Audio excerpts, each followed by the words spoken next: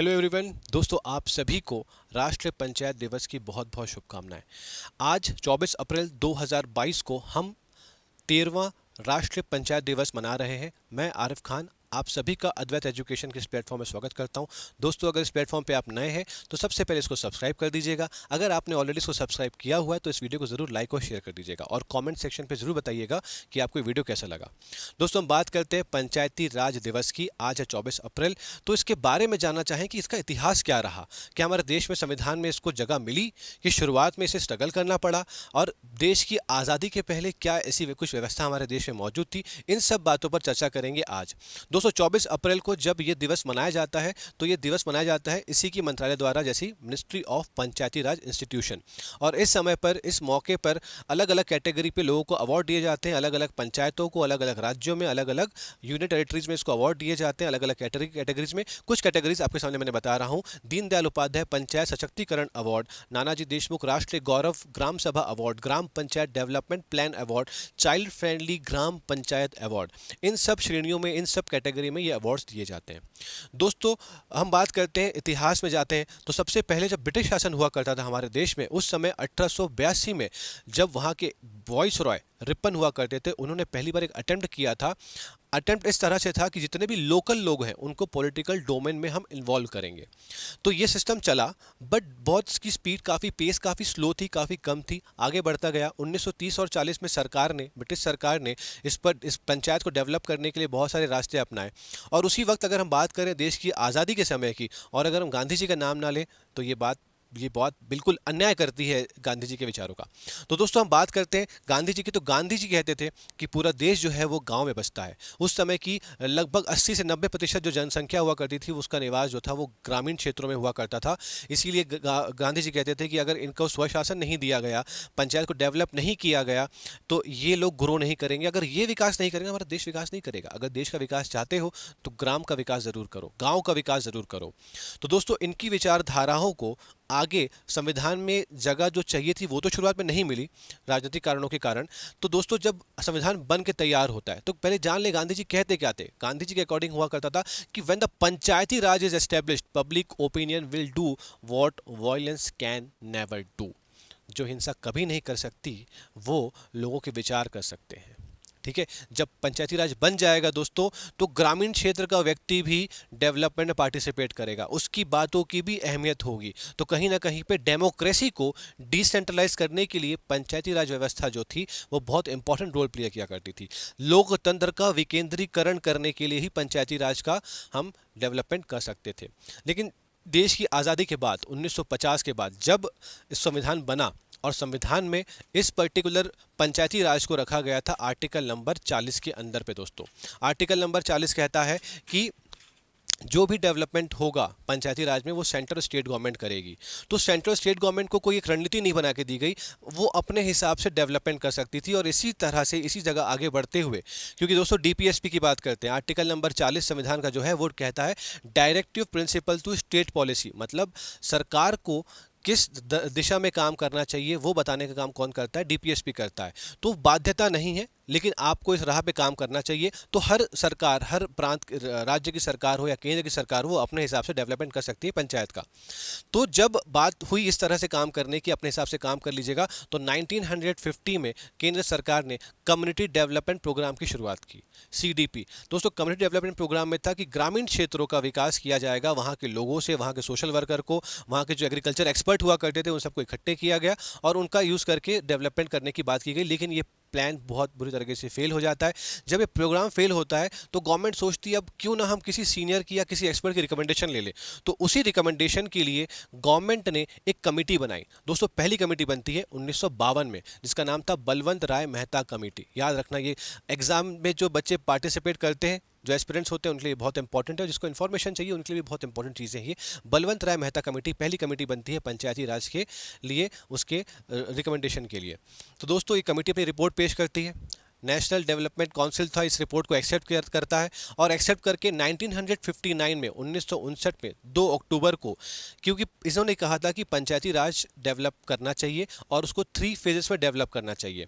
ग्रामीण स्तर पे ग्राम सभा के तौर पे, उसके ऊपर जाइएगा ब्लॉक लेवल पे या तालुका पे या जनपद पे, उसके ऊपर जाइएगा तो जिला लेवल पे किया जाएगा। तो 3 टियर पंचायती राज को लेवल पे डेवलपमेंट करना चाहिए। और उसी तरह से आगे बढ़ते हुए पहली बार जो पंचायती राज की शुरुआत होती है वो होती है 2 अक्टूबर 1959 में। बलवंत राय मेहता की रिपोर्ट की जो कमेटी की रिपोर्ट आती है उसके बेसिस में शुरुआत होती है दोस्तों, नागौर जिला जो कि राजस्थान पर मौजूद है वहाँ से शुरू होता है।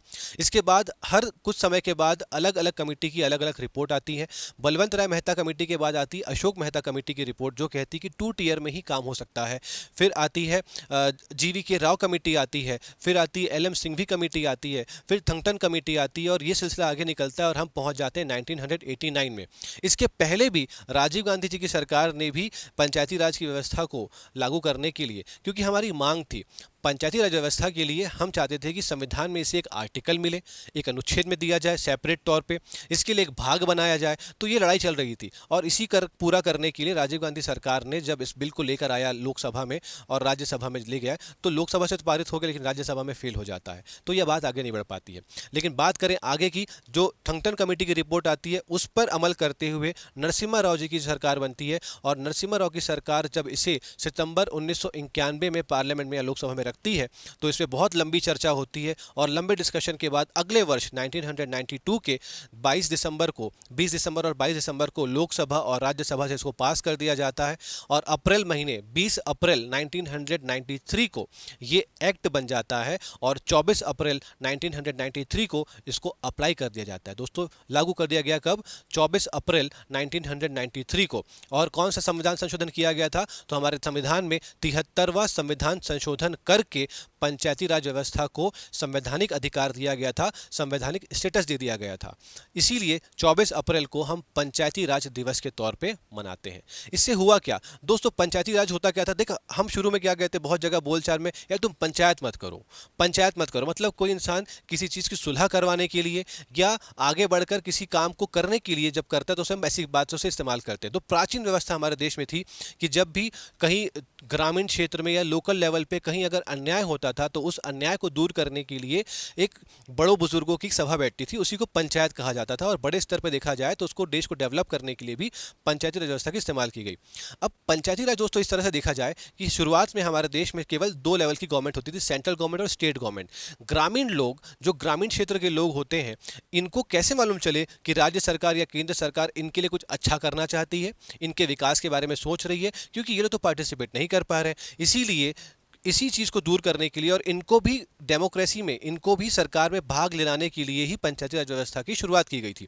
इसीलिए जब 1993 के बाद जब यहाँ पर 73वां और 74वां संविधान संशोधन हो गया था तो हमारे देश में टोटल 3 टाइप की गवर्नमेंट बनती है दोस्तों, सेंट्रल गवर्नमेंट और स्टेट गवर्नमेंट जो पहले से थी, और थर्ड आती है लोकल गवर्नमेंट, मतलब स्थानीय शासन, जो वहाँ के लोग हैं वो लोग भी पार्टिसिपेट करेंगे डेवलपमेंट पे। दोस्तों एग्जाम्पल लेते हैं, अगर हम शहर की बात करते हैं, अगर मेरे घर पे पानी नहीं आ रहा होगा तो अगर मैं सीएम साहब को फ़ोन कर दूं तो उनके घर तो पानी आ रहा होगा, क्योंकि मेरा मोहल्ला और उनका मोहल्ला बिल्कुल अलग है। मैं अगर मोदी जी को फ़ोन कर दूं तो उनके घर पानी आ रहा होगा, उनका मोहल्ला मेरा मोहल्ला बिल्कुल अलग है। तो मैं चाहता हूं मेरी जो छोटी मोटी समस्याएं होती हैं ना, नल की समस्या, पानी की समस्या, रोड की समस्या, इन नाली की समस्या, इन छोटी मोटी समस्याओं को वही समझ सकता है जो उन समस्या को उस वक्त फेस कर रहा होगा, जो मेरे घर के आसपास रहता होगा। इसीलिए हमने व्यवस्था बनाई लोकल गवर्नमेंट की, भाई तुम्हारे मोहल्ले में ही जो तुम्हारा एक पार्षद होगा, ठीक है, तुम्हारे मोहल्ले तुम्हारा जो पार्षद होगा वही तुम्हारी समस्या को समझ सकता है। क्यों? क्योंकि तुम्हारे घर अगर बिजली नहीं आ रही दोस्तों, उसके घर बिजली नहीं आ रही होगी, तो ये तुम्हारे डेवलपमेंट पे, ये तुम्हारी समस्याओं को हल करने में मदद करेगा। फिर ये ऊपर जाएगा मेयर की तरफ पे, तो यहीं पर स्थानीय शासन की बात होती है। ग्रामीण क्षेत्र में गए तो पंचायत की बात करेंगे, अगर शहरी क्षेत्र में जाएंगे तो हम नगर पालिका की बात करेंगे। दोस्तों मुझे लगता है आपको मेरी बात समझ में आ चुकी होगी, लेकिन अगर मैं आपको बताऊं थोड़ा सा और, इसको मैं अगर जूम इन करता हूं तो क्या समझ में आया? सर ये जो बिल पास हुआ था कौन सा bill? 73rd constitution amendment bill जब रखा गया था नरसिम्हा राव जी द्वारा, लोकसभा और राज्यसभा ने जब उसे पारित कर दिया, क्योंकि ये व्यवस्था पूरे देश में लागू होने वाली है, पूरे राज्यों में लागू होने वाली है, इसीलिए जब ये बिल लोकसभा और राज्यसभा से पास हो जाता है, तो क्योंकि आपने देखा कि 22 दिसंबर 1992 को पारित हो गया राज्यसभा से, लेकिन 20 अप्रैल को राष्ट्रपति ने साइन किया। ये 4 महीने का जो गैप आपको नजर आ रहा है, इस गैप में इस बिल को भेजा गया कहां पर? अलग अलग राज्यों के पास में उनकी रिकमेंडेशन के लिए। तो आपको कॉन्स्टिट्यूशन का आर्टिकल नंबर 368, 368 आर्टिकल आपको याद होगा। उस आर्टिकल में कॉन्स्टिट्यूशन में अमेंडमेंट करने के अलग अलग तरीके बताए गए हैं। उसमें से 3rd नंबर का तरीका जो आता है वो ये होता है कि जब भी आप कोई फेडरल पावर में या फेडरल सिस्टम में चेंज करते हैं, तो आपको पार्लियामेंट के साथ साथ, संसद के साथ साथ आपको राज्यों से भी इसके बारे में पूछना पड़ेगा। ऐसे बिल दोस्तों जो होते हैं, ये पार्लियामेंट में विशेष बहुमत से, स्पेशल मेजॉरिटी से पास होते हैं, लेकिन जब इनको स्टेट में भेजा जाता है तो बेटा राज्यों में, दोस्तों राज्यों में ये बिल जो है ये साधारण बहुमत से पारित होते हैं, सिंपल मेजॉरिटी से पास होते हैं। तो उस समय 17 राज्यों ने इस पर अपना रजामंदी दी थी, और उन 17 राज्यों में मतलब 50% से एक लोग ज़्यादा अधिक होने चाहिए जो उस रजामंदी दे रहे हैं, तो राज्यों ने स्वीकार किया था। तब जाके राष्ट्रपति ने साइन किया और जाकर ये बिल जो है ये एक्ट बन जाता है और लागू हो जाता है, और पंचायती राज व्यवस्था हमारे देश में सुदृढ़ हो जाती है और संवैधानिक दर्जा उसे प्राप्त हो जाता है। तो मुझे लगता है आपको मेरी बात समझ में आ चुकी होगी। जब 73वां संविधान संशोधन हुआ दोस्तों, तो उसमें क्या मुख्य बातें कही गई थी ये भी हम जान लेते हैं। तो जब इसको संवैधानिक दर्जा मिल जाता है, तो इसको लागू किया गया है। इसके लिए एक नया पार्ट बनाया गया, संविधान का एक नया भाग बनाया गया, जिसे हम कहते हैं भाग 9। याद रखिएगा, बहुत इंपॉर्टेंट है। आर्टिकल दिए गए, इसको अलग से सेपरेट आर्टिकल दिए गए। आर्टिकल नंबर 243 से लेकर आर्टिकल नंबर 243 ओ तक के जो आर्टिकल है, उस पर पंचायती राज व्यवस्था के बारे में बताया गया है। एक नई अनुसूची, एक नया शेड्यूल बनाया गया, जो था शेड्यूल नंबर 11। ठीक है, तो शेड्यूल नंबर 11 पे पार्ट 9 में आर्टिकल नंबर 243 से 243 ओ के बीच में इसे रखा गया है।